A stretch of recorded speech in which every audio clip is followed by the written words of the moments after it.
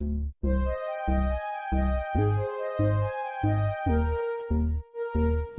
it was great. Reminds me of my first camp here with Sully. Lots of skating, high tempo, a lot of mental toughness type of drills, so it was good.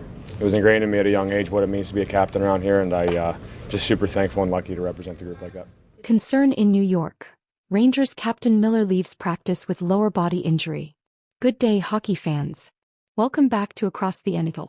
Before we even get into the regular season, the New York Rangers are already dealing with what could be a significant problem.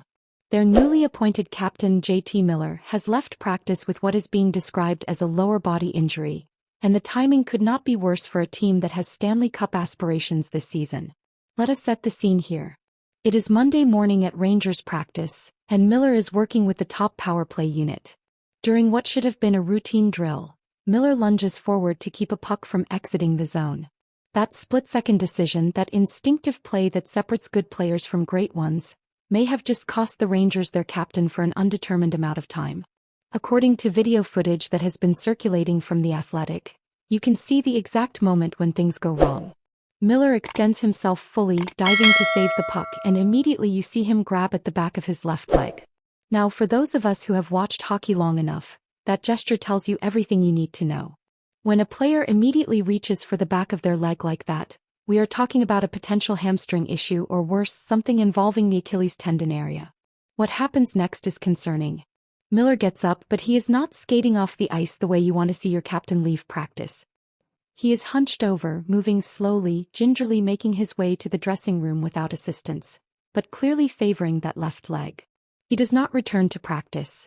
The Rangers organization has since announced that Miller is being evaluated for a lower body injury, which in hockey terminology means they are not telling us anything specific just yet. Now let us talk about why this matters so much for the Rangers. JT Miller is not just another player on this roster.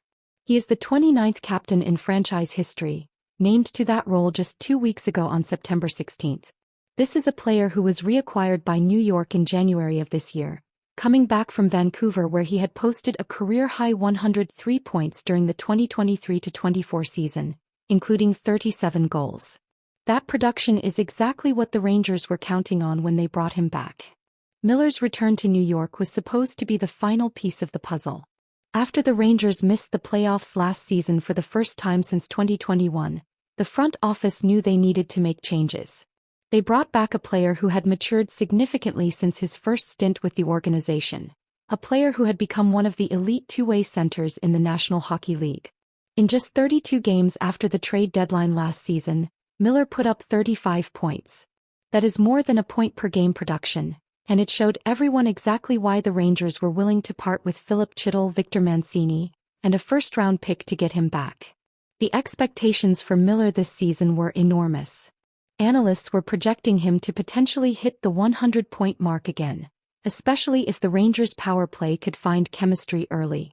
At 32 years old, Miller is entering his 14th NHL season with 709 career points in 871 regular season games. He is a 58.3% face-off winner, which ranked 5th in the entire league last season among qualified players. He dominates in the dot, he produces offense, and he plays a complete two-way game. That is what a true number one center looks like in today's NHL. But here is the reality check that Rangers fans are facing right now. We are days away from the start of the regular season. The Rangers are scheduled to open their campaign on October 7th against the Florida Panthers in what should be a marquee matchup. If Miller cannot go, that is a massive hole in the lineup that cannot simply be filled by moving pieces around. You cannot replace a player of Miller's caliber, especially not on short notice. The Rangers have invested heavily in this season. They have new players, new leadership, and new systems under head coach Mike Sullivan, who has publicly stated his intention to build a relationship with Miller similar to what he had with Sidney Crosby in Pittsburgh. That comparison alone tells you how much the organization values what Miller brings to the table. But none of that matters if he cannot be on the ice. Right now we are in the waiting game. The Rangers have not provided a timeline for Miller's return, and they have not specified the severity of the injury. In the hockey world, that silence can mean anything. It could be a minor strain that keeps him out a couple of games, or it could be something more serious that cost him weeks. Social media has been buzzing with worried fans, some going as far as saying the season is over before it has begun, which might be premature, but it speaks to how important Miller is to this team's success. The Rangers have depth, there is no question about that. But when you lose your captain, your number one center, and one of your best face-off men all in one injury, you are testing that depth in ways you never wanted to heading into Game 1 of the season. We will continue to monitor this situation closely and bring you updates as they become available. For now, all we can do is wait for the official word from the Rangers medical staff. Let us hope this is nothing more than a scare, because the National Hockey League is better when its best players are on the ice. That is it for today's update. Make sure you subscribe to Across the NHL for all the latest news and analysis. Until next time, stay safe and let us go hockey.